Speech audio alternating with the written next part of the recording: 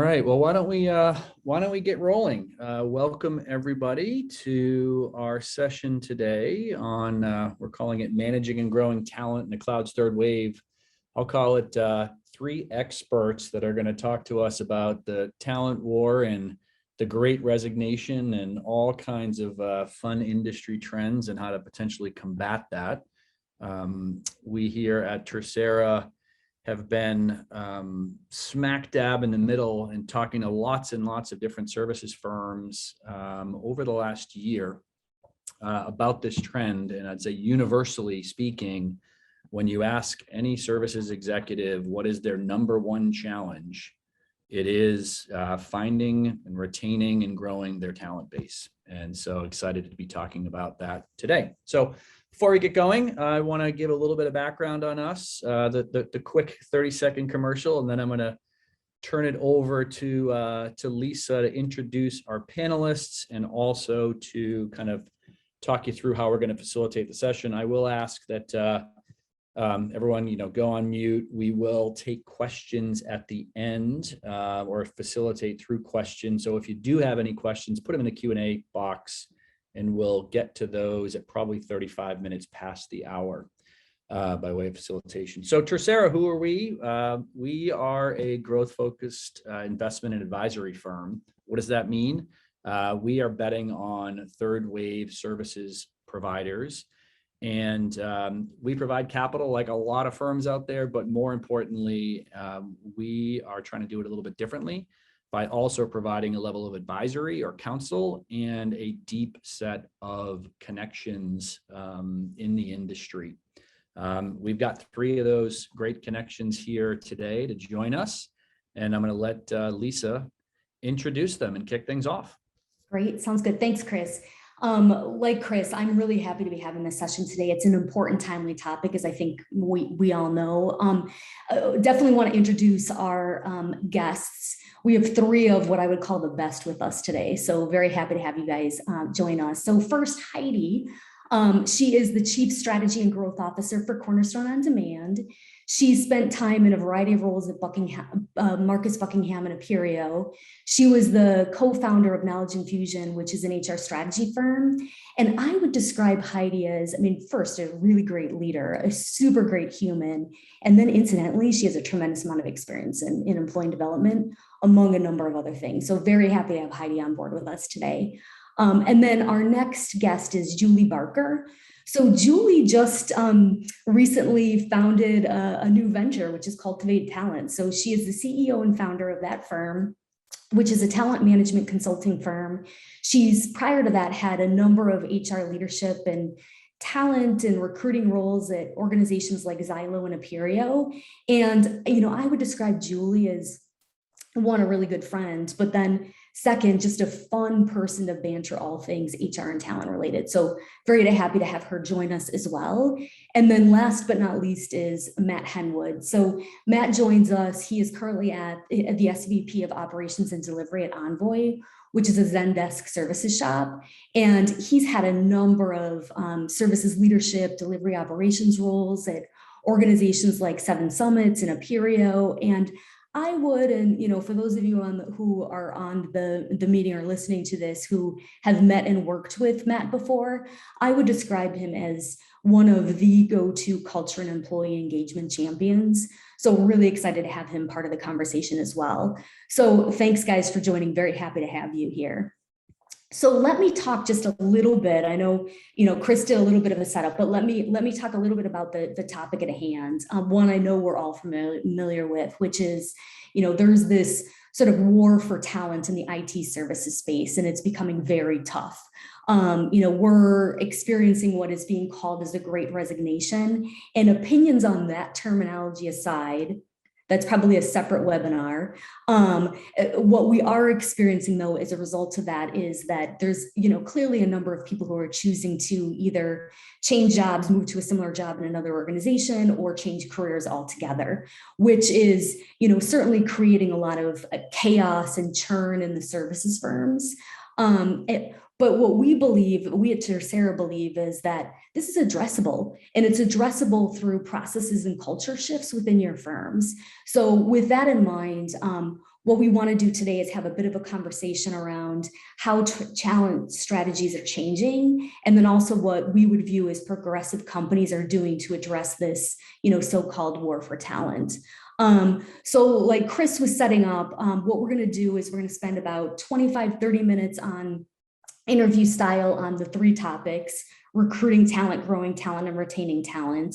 And then we'll finish with a bit of a rapid fire at the end. We've got a few questions, time permitting, that we'll do, 1 to 3 word questions or answers on. So we'll get through those pretty quickly. And then we do want to allow about 5 to 10 minutes at the end for audience questions. So keep them in mind, put them in the chat, the Q&A chat, and we'll get to those at the end. So without further ado, we're looking forward to a fun and informative session. So why don't we start on the talent side? So finding talent, and Julie, putting you a bit on the hot spot for a few questions. First, sort of most obviously in this whole scenario is this concept of companies having a hard time finding talent. There's that struggle. And then also, what companies we're hearing are also experiencing is you find talent, you think they're coming on board, they've accepted, and they don't show up. So I'm curious, Julie, first question for you is if you could give us an example of a company or two and, what you've seen them do to get in front of this topic. Yeah, so I'll start with some context of, I think is your recruiting strategy approach a just-in-time recruitment, or is it proactive, and really challenging yourself with that. And so my 2 examples will tie to that.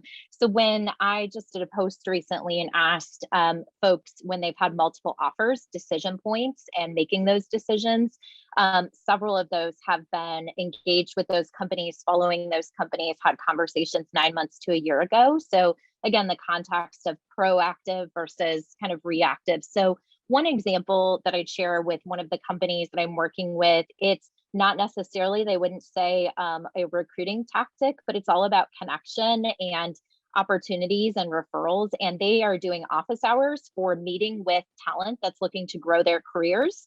And they are putting out a link and having office hours to support career and growth and development. And what an opportunity to meet folks that are in that space and looking to grow and develop their careers. So I think that's one creative example that a leader is personally doing. Another example of what I would say is no cost, just time, and time's important, but where your role as leaders in the process is one leader got a call where the person was telling them they're taking the other opportunity, and they spent an hour and a half on the phone with them, really talking through the decisions and what was important to them in this process and what they had connected and talked about, and said, I'm going to support you wholeheartedly, but let's talk tomorrow and really circle back if that's the right decision. And needless to say, the next day they accepted the opportunity with that individual and said, those are the people I want to go work with. And the fact that they are invested in me and what I had shared during that process, I'm going to go work for those people. And so those are just kind of 2 examples as a reminder of kind of your proactive strategy and the time you're investing, and people are going to work for leaders and people. Great. Sounds good. Yeah, I love it. I love the long game idea and, the invest in the hire and, kind of the don't say no concept and invest in the hire. Those are really great suggestions. I'm actually going to stop screen sharing so we can look at each other a little bit more too. Julie, another question for you is, a lot of organizations that we're talking to these days are small and scaling, like high growth organizations. And so curious to get, your perspective on some things related to scaling the recruiting function. So what's your thought on developing an internal recruiting function, either in whole or in part, versus outsourcing, again, in whole or in part, certain aspects of the recruiting function for organizations that are sort of just getting started? Yeah, for those just getting started, I would say, a couple of things to think through is, as you're looking at that growth and scaling organization, do you have the right people leadership function? It can be a combined role of recruitment and talent leadership to start, but making sure you understand that you're not just recruiting folks into the organization, it's the growth and leadership and retention of those folks. So I would start there if you only have that one role and having the right conversation around that.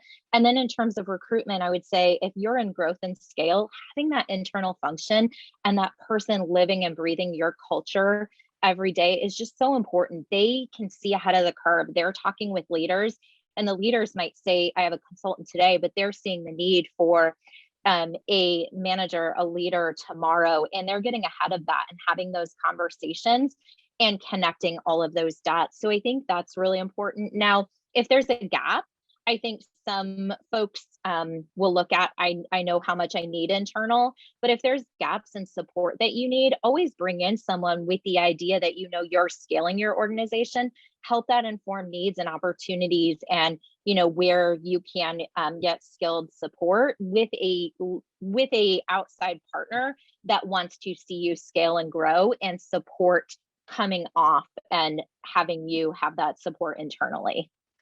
Yep. Yeah, I love the concept of, internal actually helps you increase your brand, your employment brand, and then focusing on external being more ancillary, more ad hoc to help supplement. I think that makes a lot of sense. So then, sort of building on that concept, when you think about bringing in your first recruiter to the team, what do you think is the right time? What either size wise or just things that you're experiencing in the organization that have you say, Eureka, it's time to actually hire a recruiter.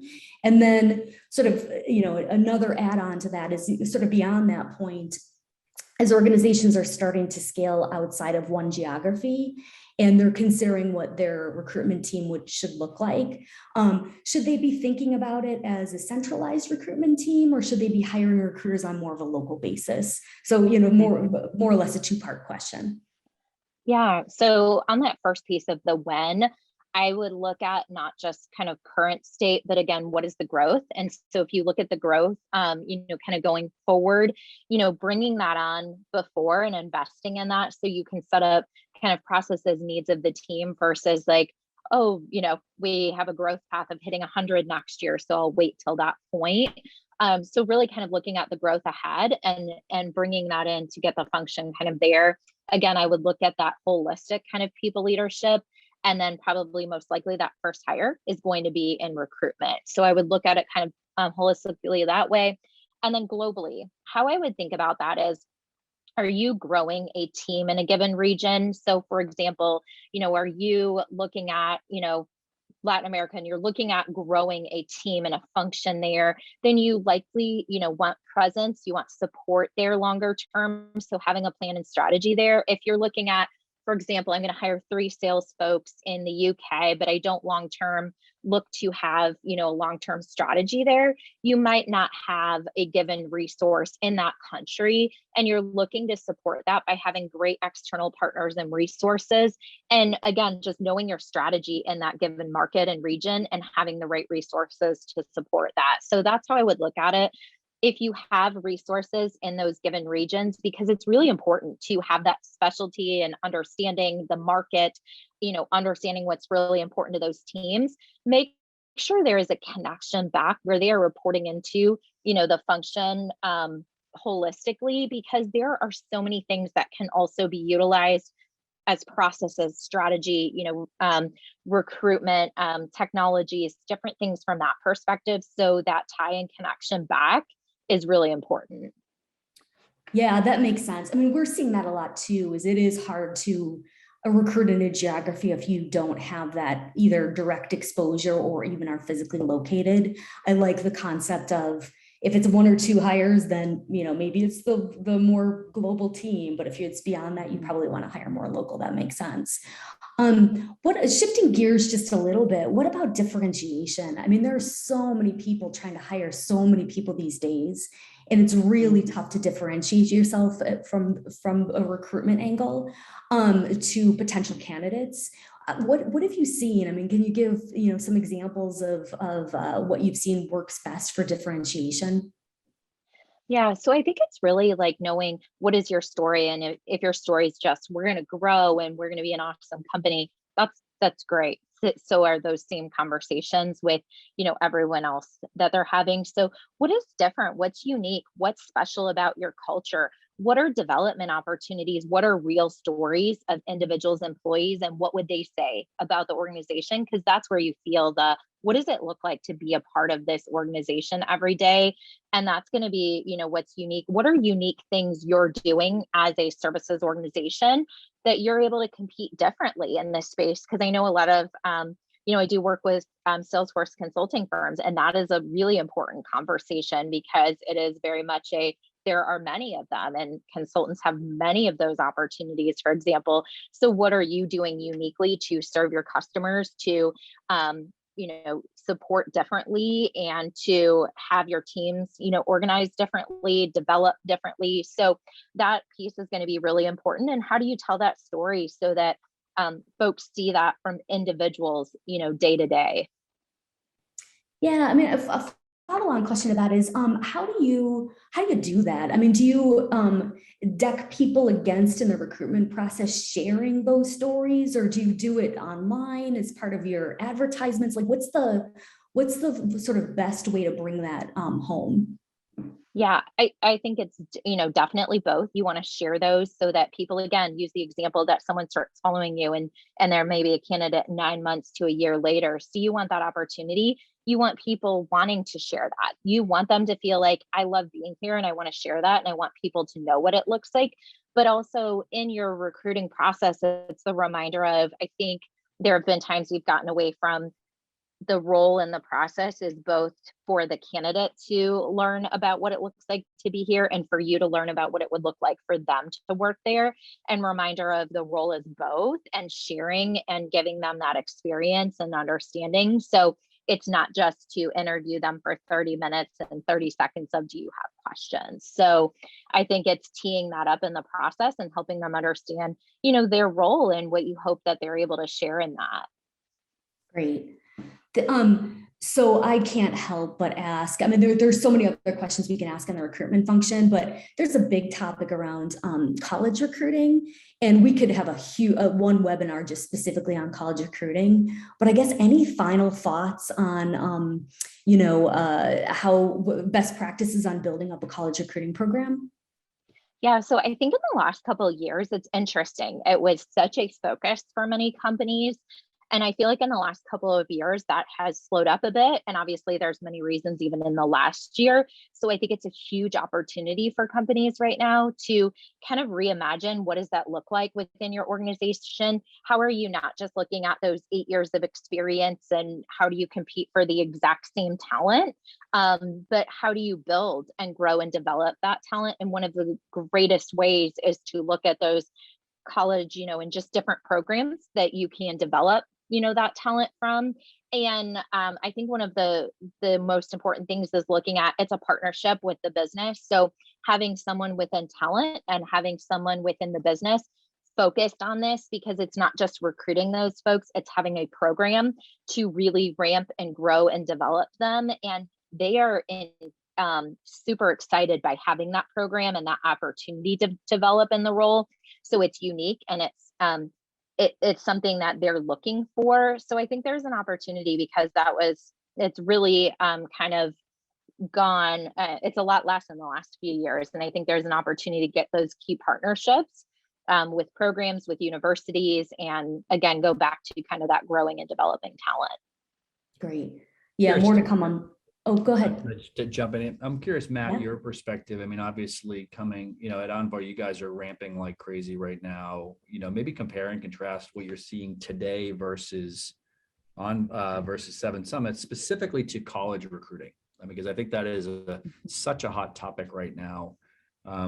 Just any big shifts from one to the other that in the two experiences? The way I've looked at it, and I looked at it like this when I joined Seven Summits when we were really small, and as we scaled, that became more of a focal point on how do we build like an entry-level program to bring people in and grow talent. But I do believe that when companies are small and they're just starting out, they need that foundation, they need that base. And they're not going to get that base through college recruiting. So I think once you've put that base in place and you've got that senior talent, that's the time to bring in and think about how you're going to bring in entry-level folks, whether it's college recruiting or whatever, because you've got the talent there to foster their growth and make sure they're going to be successful. So that's kind of how I've approached it and how we tackled it, tried to tackle it at 7 Summits too. I agree with that completely. That's important to have those folks that can really be engaged in that process and the development. So it's an important piece of it. And just remember, it's kind of a year out strategy. So when you're planning for that, you're kind of planning a year in advance. So when you're ready to start thinking about it, think about it as a year out strategy too. Yeah, makes sense. And I mean, speaking of talent and growing talent, I mean, Heidi, I mean, you chief strategy officer on a company that's super focused on training. I mean, you've seen a lot throughout the years. Not to put too much pressure on the lot, but I think we've all seen a lot. But you know, what have you really seen change in the L&D front over the last, call it 5 to 10 years? And you know, what do you think companies can do to be ready for, you know, the experience we're in right now, and then also to prepare for the future on the L&D side? Yeah, so first of all, everything has changed in L&D. So if you look at L&D today versus where it was even 5 years ago, much less 10 years ago, it looks nothing like it did in the past. And there's really, I'd say, 2 core kind of foundational reasons for that statement. The first is technologically, what's possible in the way that we can deliver hyper-personalized learning to people in any tool that they use. So the technology has changed the function of learning and has made so many things possible that wasn't possible even 5 years ago. So now you can be inside of Salesforce, inside of your Microsoft products, inside of all of your work and operational tools, and learning what you need. The systems know you through AI and ML and algorithms. It understands your patterns. It understands the skills you're looking to develop. And that learning, that just-in-time learning, comes to you. So it's very, very different than it was. But probably even more importantly is that foundational shift in terms of the role of L&D in the organization.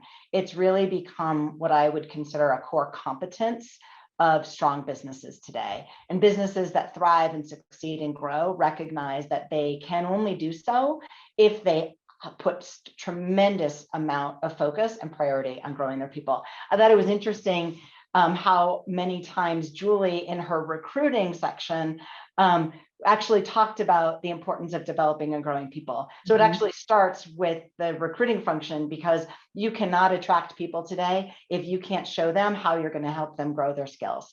And that's true at every single level.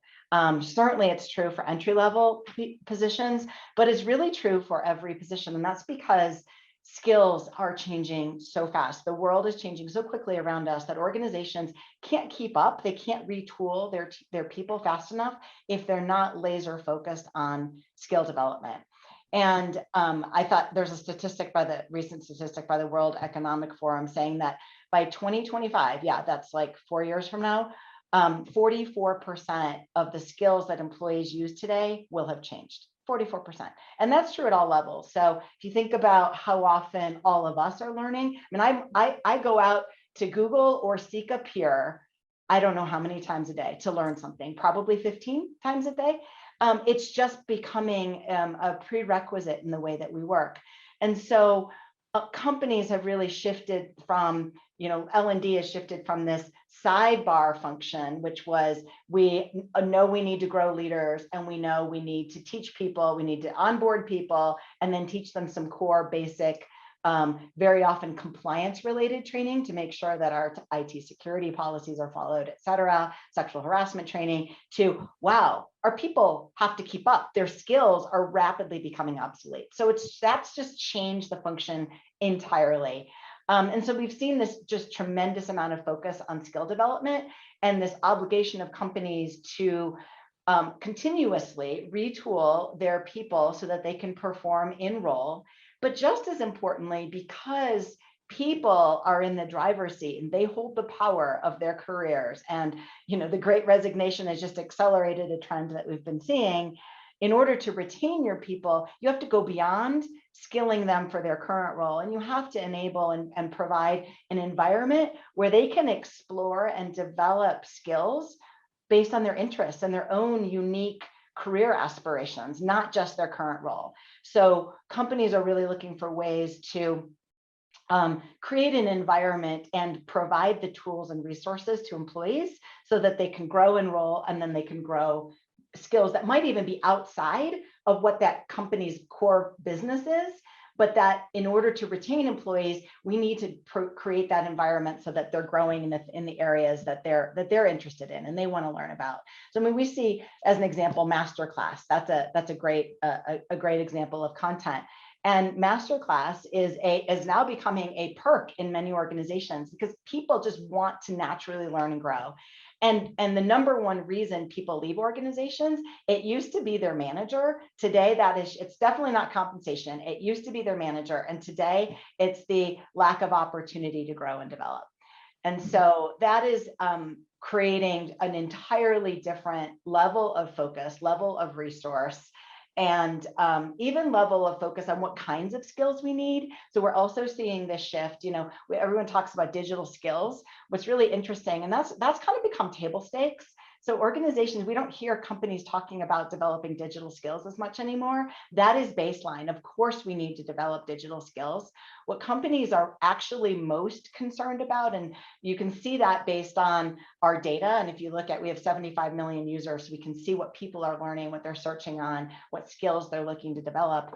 And what companies and people are looking to develop are things like critical thinking skills, empathy, ingenuity, risk-taking, transparency, authenticity, agility, ability to be comfortable in the gray and the unknown, and keeping up with the pace of change, managing change. It's all of these, I think of them as core skills because they supersede any moment in time in terms of what digital or technical or functional skills you might need. They're skills that human beings need to thrive in this work environment that we find ourselves in. So it's a really fun, I mean, I've been in and around L&D for over 20 years, and it's fun to see what's happened in the last few years. And it's pretty cool. I mean, one really nice thing about the pandemic is it's accelerated this shift to how do we grow people continuously, because boy, they were struggling to keep up before the pandemic, and with all the change that's resulted from it, they're struggling even more.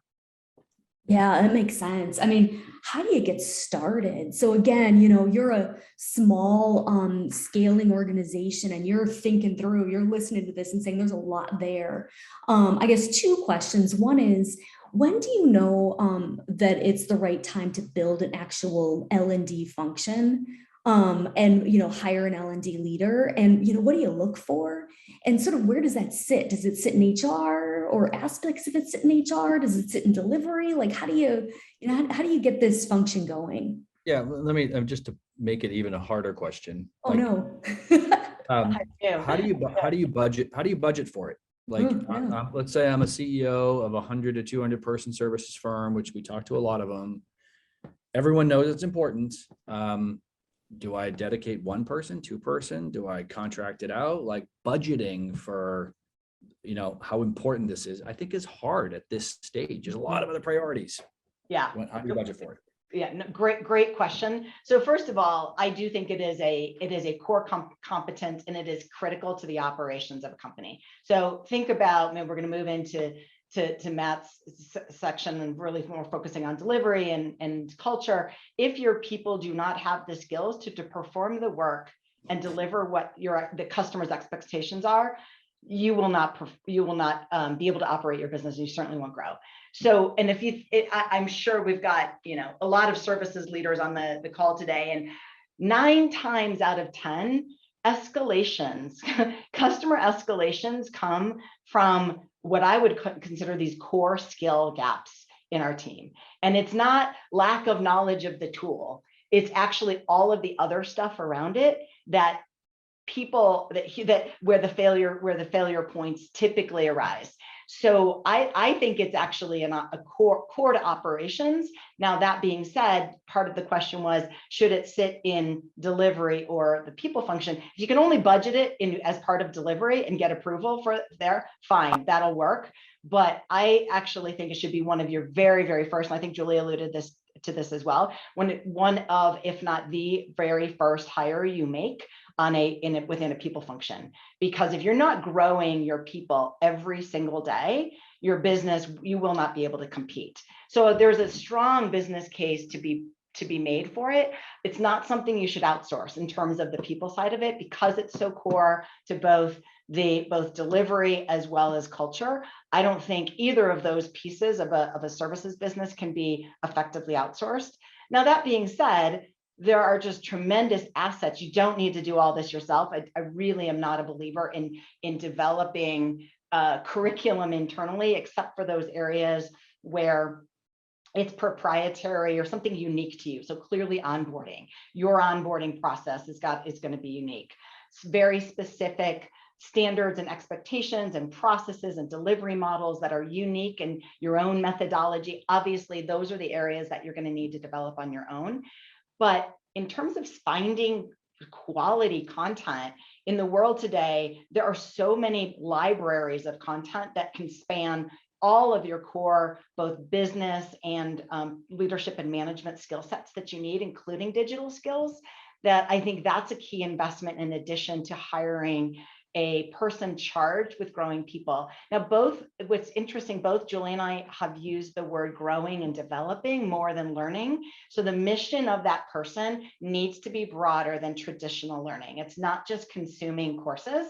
That's a starting point. That's cognitive development. And so you need to provide content and resources for them to cognitively learn, but it should also include experiential learning, everything from mentoring and coaching to shadowing opportunities to gig assignments to how do we just build development plans to make sure every person is going out and experiencing things and exposed to things that they aren't typically called upon to do in their job function. As an example, a product manager, I think, has to get out on sales calls. Typically, product managers are not involved in sales, but as soon as product managers start to become sensitized to the sales process, things change, I think, pretty dramatically in the way that they think about building products and delivering and building services. So early, very early, it should be an easy business case because it is your core business. It is core to your culture. Do not outsource it and leverage the existing resources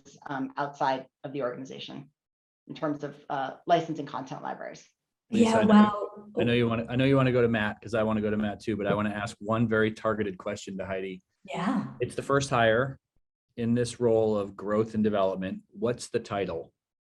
That's a great question. I would say people development. And there, one thing we didn't touch on, it's so deeply tied into culture. If I were making my very first hire, I would make them in charge of development and culture. Those two things together. So people development and culture. And because that is every strong culture, development needs to be foundational to it. And you need to be constantly growing your team and they need to feel and see and experience that. So that's my first hire. That's great. Thank you. Lisa, back to you. Yeah, no, there's so much content there, Heidi. I think you just proved that there's probably a webinar just on that topic alone. And also it's fun to hear how different, to your initial points, the conversation was 10 to 15 years ago. And I was with you, just around implementing a tool and bringing in a person versus where the topic has evolved. Very helpful. So Matt, engagement. And actually, speaking of, I guess, the first question is something that, maybe isn't a super fun topic, and this burnout.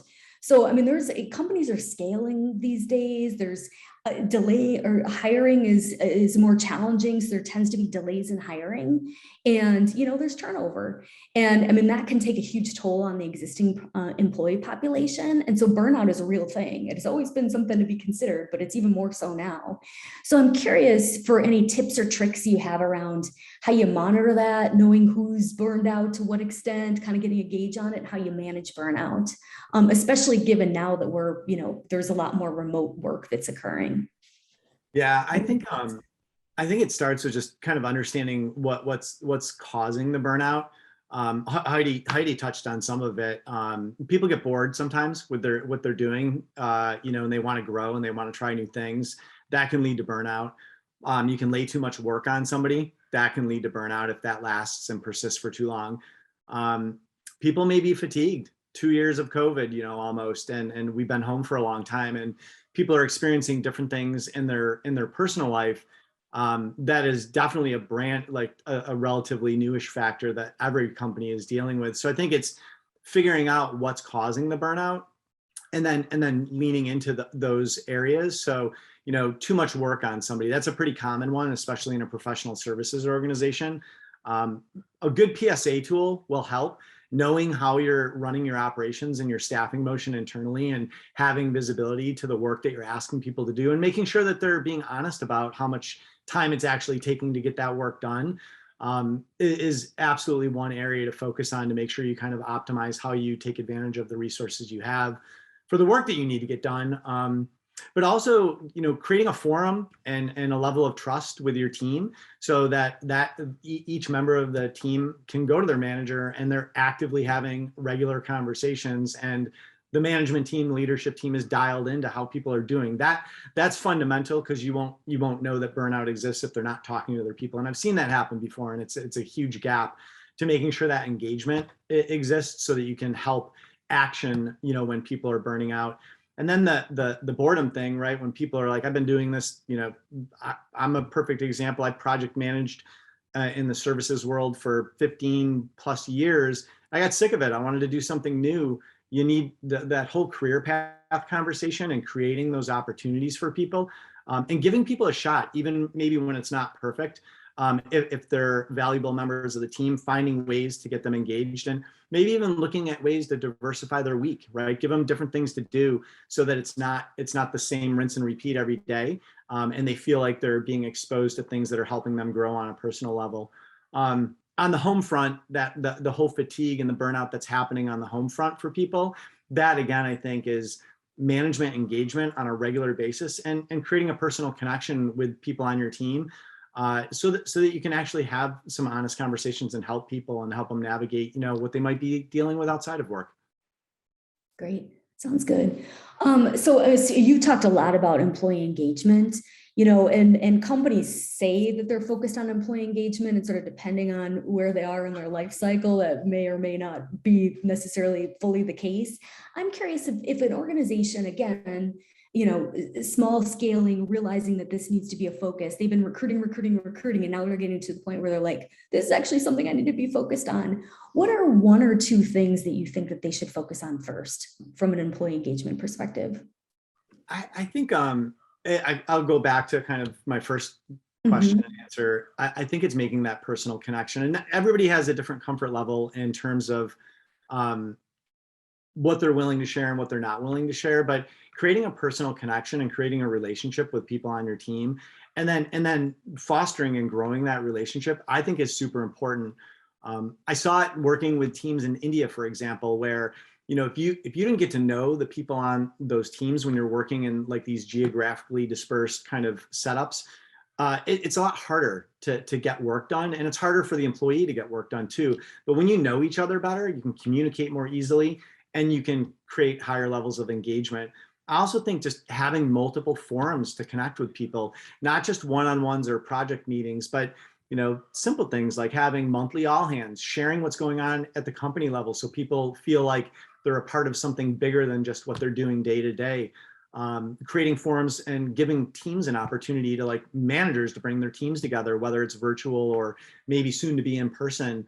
But thinking about different formats and forums to create that engagement beyond just a weekly one-on-one, and project meetings. In the services world, I tend to speak to more than other industries, but those are things that I would look at to create that engagement. I think that the personal connection, that's hard for some people to do, but I think leadership teams need to be able to have that skill and build that within their organization. It'll have a huge impact. Great. All, if not most of what you just described, you're referring to it not being HR is delivering a program around engagement and it's being rolled out to the organization. There is a tendency, though, for engagement to be thought of as an HR program that needs to be launched.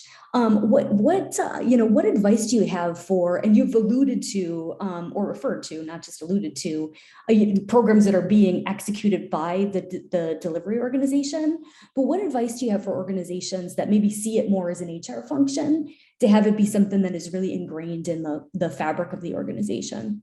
Yeah, Yeah, I let me, mean- and just to, because I like to just make the questions harder. It's my role here. And by the way, if anyone has any questions, drop it into the Q&A because we're going to try to transition to that here shortly. But and do you think about this differently by, I'll call it different demographics in your organization? So a younger, like engaging with a younger group versus a more senior group.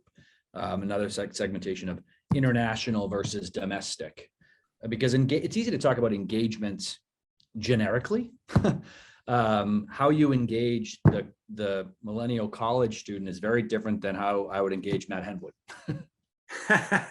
Yeah, no, that does make the question harder, by the way. Thanks. Sorry, had to. Yeah, Wobbler. no, I think that engagement, well, I'm going to start with the top level question and then I'll drill in there a little bit more. But engagement can't just be an HR function, because if leadership across an organization isn't engaged with the front line or the middle line, they're not going to know what those people are looking for. They're not going to know how to keep them engaged. They're not going to know them, right? So they have to be a part of that engagement. It goes way beyond just HR. And quite frankly, like, retention is everybody's job when it comes to like management and above, right? So if you aren't engaging, you're not going to retain. And Heidi talked a bit about this too. So I think that also the personal connection, demographically and generationally, people have different things that motivate them and different needs and different wants. And you have to get to know what those are. And then I think you have to be a bit of a chameleon within the leadership tier so that you can adapt and adopt, those different generational needs and wants and differences to create that different level of engagement. And I saw a lot of that at 7 Summits, where there were huge swings in terms of, millennials all the way through the boomer generation, bad word, but whatever. But we had big spans, and the younger folks there, they definitely had a different set of needs and wants, and we tailored how we would engage with them, or we tried to tailor how we would engage with them to keep them growing and keep them happy. And Heidi's spot on it. And it wasn't money. For some of them, it was like, hey, give me a flexible work week. I don't want to work 40 hours a week. And it was things like that. They wanted balance. So we would engage with them and adopt and adapt, the way we would work so that we could kind of accommodate different needs. Great, sounds good. Well, I know in interest of time, and we do have a rapid round, we'll get to that pending or seeing where we are with questions, but let's check in on questions. Michelle, what are we seeing come in on the Q&A front?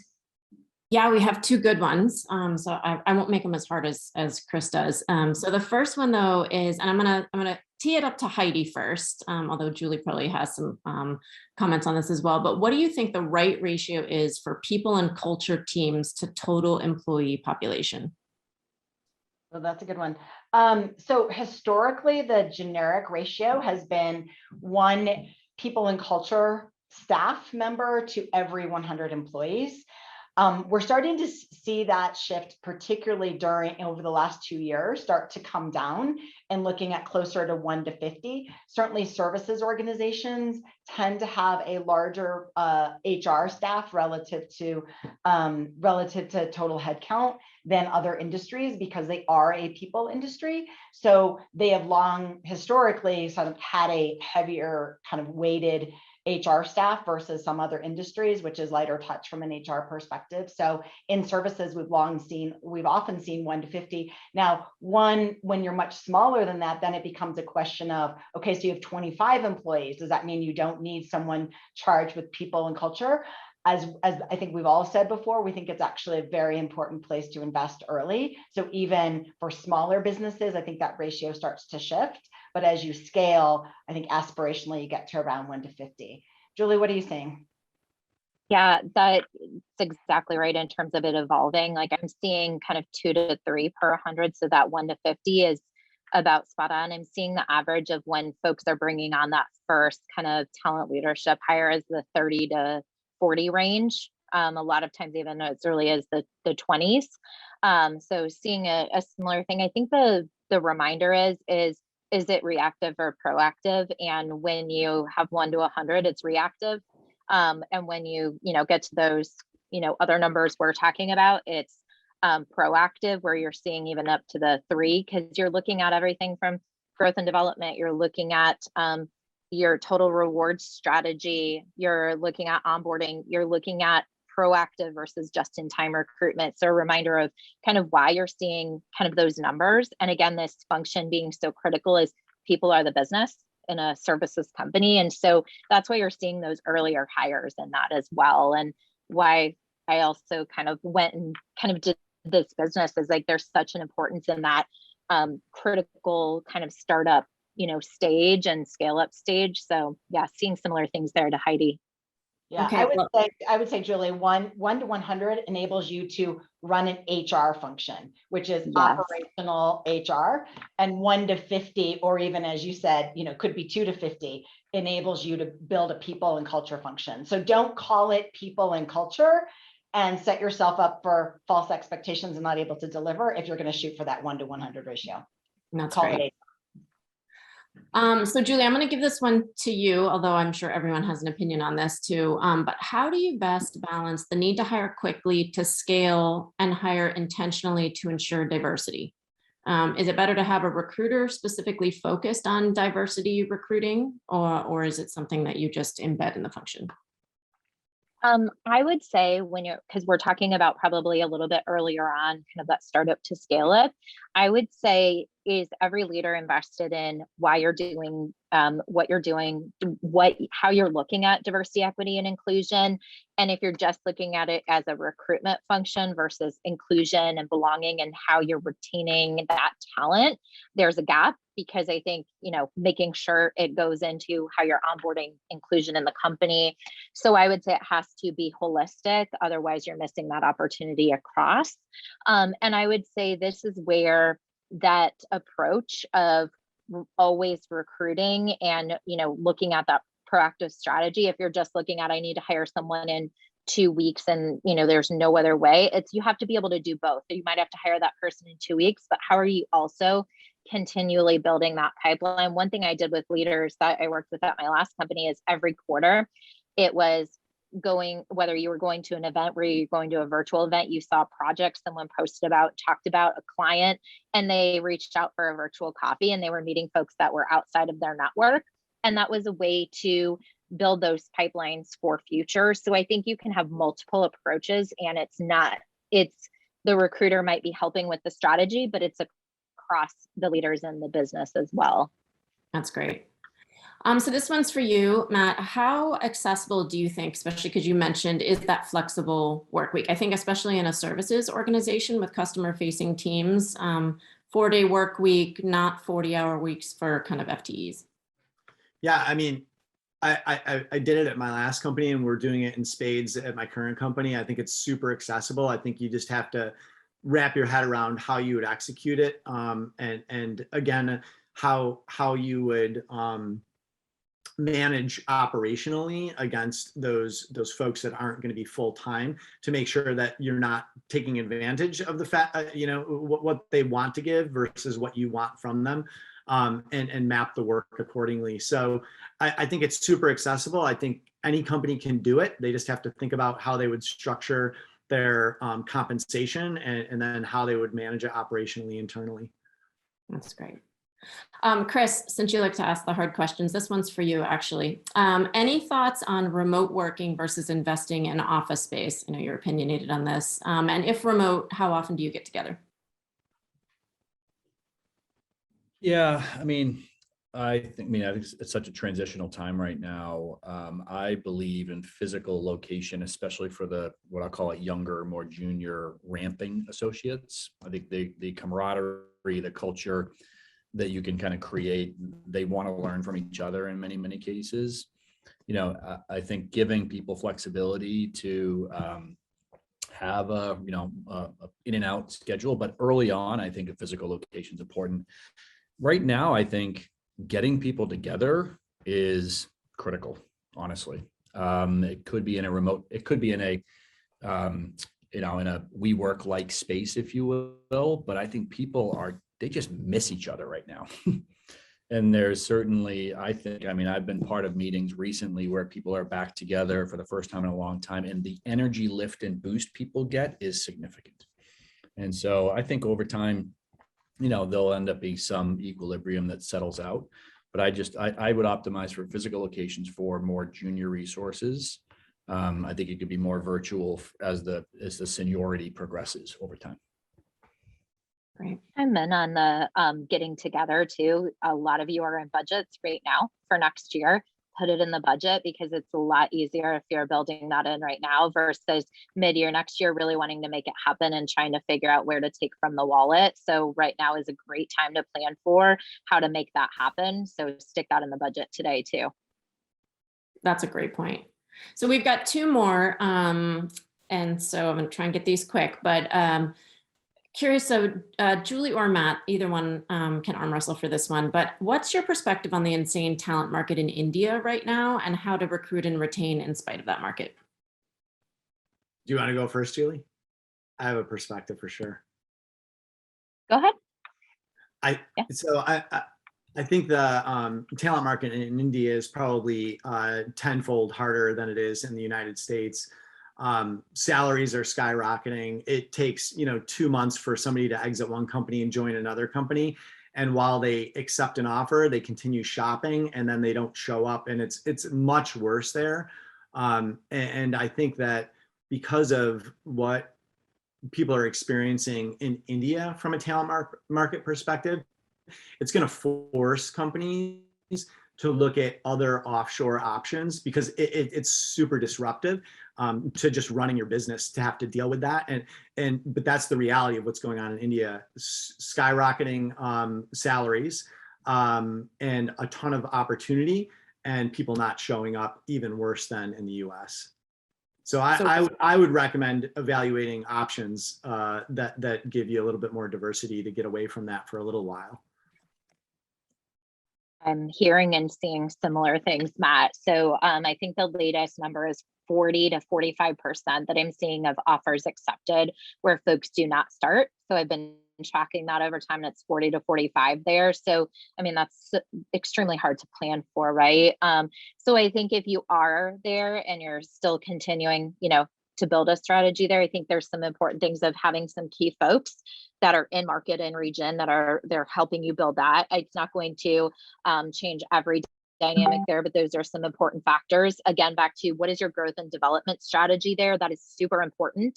Do you have a philosophy that lines up to import how employees expect to grow and develop in title and comp there? And if those don't align, that might be a checkpoint on, is your strategy going to work there too? So I would say those are some things that, I would look at. And I think, Matt, your point about, looking at your strategy on where, how, why is going to be really important, but seeing very similar trends there. One thing I would just add on the India point, I think like any country, it's hard to genericize a country. Cities are different, and suburbs of those cities also are different, and creating flexible work models for suburbs around a big city like Bangalore, or what you do in Jaipur, or get outside of Guadalajara. There are some different strategies if you're trying to really get to differentiated work models, your own talent, flexibility in and around cities is something to be thoughtful about. It's very easy to just rule out India and go to LATAM, but I think to be creative in and around certain cities where those dense workforces are looking for alternatives is important too. Yeah, that's a great point. So we have a couple more questions, but I'm going to table those so we can do a speed round with the 5 minutes that we have left. But I will take the names down and get back to them. So over to you, Lisa. Yeah, I wasn't even sure if we're going to have time for the speed round. So, so yeah, let's do a quick speed round and then we'll wrap it up. And so the question will be around, assuming you're a new CHRO at a services company, in light of all of this stuff that we just talked about around engagement, recruiting people, developing people, what's the first thing you do? And try to keep your answers to 1 to 3 words. No pressure. Who wants to start? I'll jump in. Define your culture. Love it. Because that's a great one. I'll go with talent roadmap. And I'll add create career paths. Great. Sounds good. Although I think that all 3 of you probably would have said define your culture based on the reactions there. Although all 3 answers are very, very helpful. I agree. All of them are very important to get going as you're starting to establish yourself in a new organization. So I mean, there's a lot more questions that we could have asked. There's a lot more speed round that we could have done. But super helpful conversation. I learned a lot. Hopefully folks who are listening to this learned a lot as well. So huge thank you, Heidi, Julie, Matt, for offering us your expertise. We really appreciate it. And for folks who are listening to this as well, we're going to be summarizing the learnings from this in a short blog that we'll be publishing shortly as well. And then we'll also put out, I mean, you're listening to this, so you've probably already had a chance to see it, but we also are going to be publishing this as well for folks who aren't able to attend. So appreciate those who are able to attend. And again, thank you guys for your insights for the day. Much appreciated. Have a good rest of your day. Thanks a ton, Thank you. everyone. Bye. Take Thanks, care. everyone. Appreciate it. Good fun. Later.